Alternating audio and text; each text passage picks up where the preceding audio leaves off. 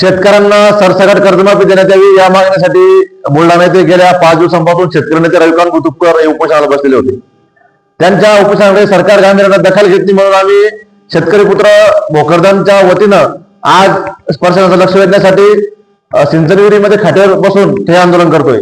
खर तर शेतकऱ्यांसाठी लढणारे माणसं फार कमी आहेत आणि शेतकऱ्यांसाठी लढणारे माणसं उपोषणातून दगावले पाहिजे, त्यांना दगाफटका झाला पाहिजे अशी तर सरकारची भावना नाही का, असं आम्हाला शंकात आहे. कारण शेतकऱ्यांच्या लढणाऱ्या नेत्यांची दखल सरकार गांभीर्याने घेत नाही आणि सरकार एकीकडे शब्द देतं. सरकार सत्तेत येण्याअगोदर सांगत होते फडणवीस साहेब की शेतकऱ्यांचा सातबारा कोरा करू, सत्तेत आल्यावर पहिल्या कॅबिनेट मंत्रिमंडळात कर्जमाफीची मंजुरी देऊ. मात्र 1.5 वर्ष झालं तरी अद्यापही शेतकऱ्यांना कर्जमाफी मिळाली नाही. आता त्यांनी शेतकऱ्यांच्या आणि विविध शेतकरी नेत्यांच्या दबावाखाली कर्जमाफीची घोषणा केली, मात्र ती घोषणा फक्त फसवी कर्जमाफी त्यांनी देण्याचं काम साध्य केलेलं आहे. 2019 ज्या शेतकऱ्यांना कर्जमाफीचा लाभ मिळाला आहे त्यांना या शेतकरी माफीपासून त्यांनी वगळलेलं आहे.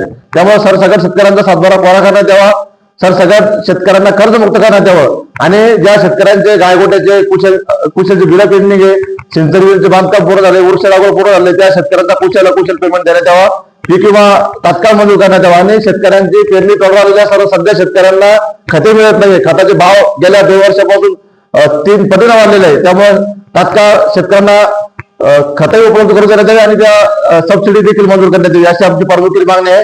जोपर्यंत प्रशासन आमची दखल घेणार नाही तोपर्यंत आम्ही या आंदोलनावर ठाम आहोत.